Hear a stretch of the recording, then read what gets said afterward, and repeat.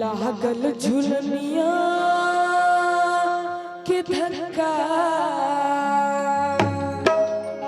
ई हमर मुंह का धक्का भी इनका धक्का सुन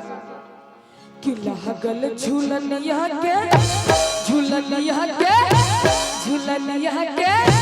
झुलनिया के झुलनिया के झुलनिया के झुलनिया के झुलनिया के धक्का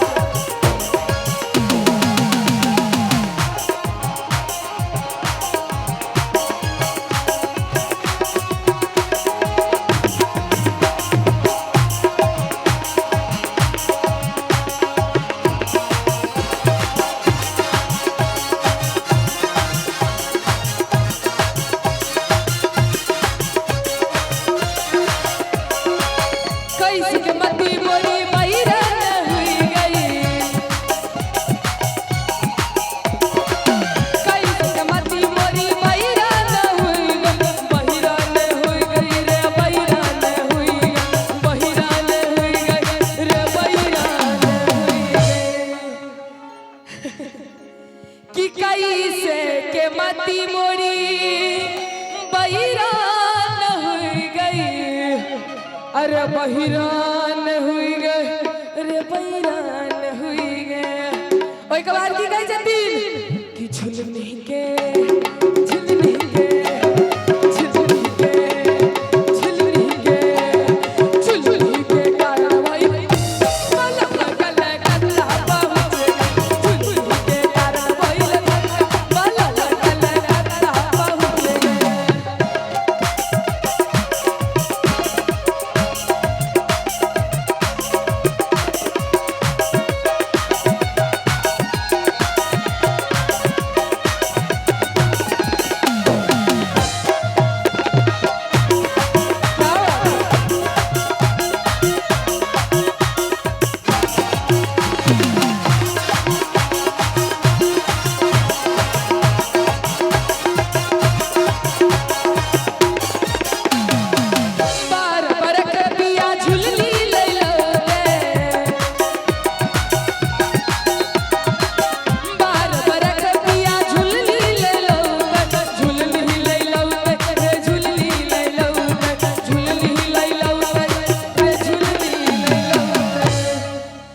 तते चुक भूखिया लाइट जरा दे छथिन आंखी हमर चोरा लागे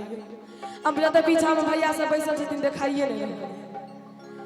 कि बार बरख पिया झुलली लैलौते अरे झुलनी लैलौते रे झुलनी लैलौते और के बाद की कहै छथिन देहिया देहिया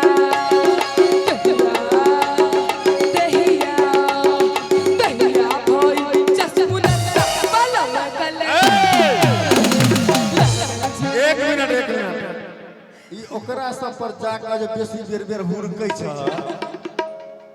ओकरा से जे थकऽ लगल ओकरो मन के बात कहियो बुझऽ के प्रयास केलक जे ओकरा मन में की छै से हम देखलिए बेचारा के दूध अभली आ तकर बाद से ओकरा नचा रहल छै है झुलनिया के है झुलनिया के है झुलनिया ओ बेचारा मैं धकिया रहल नहीं बर्दाश्त भेले त हमरा राम सब भैया कहलकै हो हम केना कहिए कन तू ही किछ कहि दहक त जाके त हमरा कहि देलकै त बौआ के केना तू कहलिए ओकरा धक्का मारल हां देहिया देहिया नहीं ना झुलनिया के धक्का केना काम चल लगबो एगो फेर से लगा दे हां कि लागल झुलनिया के झुलिया ये की कहि रहल छै एमे केना बजल का ओ की कहि रहल छै ओ धक्का मार रहल छै ओ स्पष्ट कहि रहल छै चिंता चिंता चिंता नहीं कह रहल छे कि लागल बजनिया के चिंता लागल बजनिया के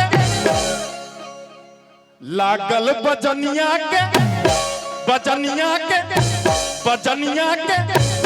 गोरी दुल्हनिया तू बनी